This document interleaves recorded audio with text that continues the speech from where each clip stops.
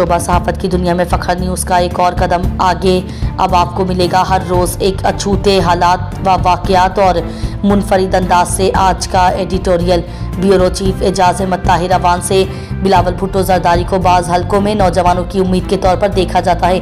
ख़ास तौर पर उनकी सियासी जमात पाकिस्तान पीपल्स पार्टी PPP के हामियों के दरमियान वो नौजवान होने के साथ साथ जदीद तालीम याफ्ता हैं और इंसानी हुकूक, ख़वातीन के हुकूक और जमहूरियत की मजबूती जैसे मौज़ूआत पर खुलकर बात करते हैं। लेकिन ये कहना कि वो नौजवानों की आखिरी उम्मीद हैं एक उमूमी राय है जो मुख्तलिफ अफराद के सियासी और समाजी नुक्ता नज़र पर मुनहसर है।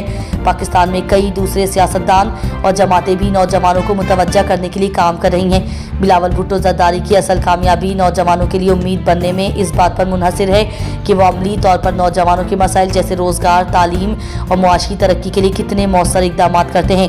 अवामी राय आम तौर पर अमली इक़दाम और ज़मीनी हक़ाइक़ की बुनियाद पर बनती है, ना कि सिर्फ तकरीरों या वादों पर। आपका क्या ख्याल है? क्या आप उनको नौजवानों की उम्मीद समझते हैं?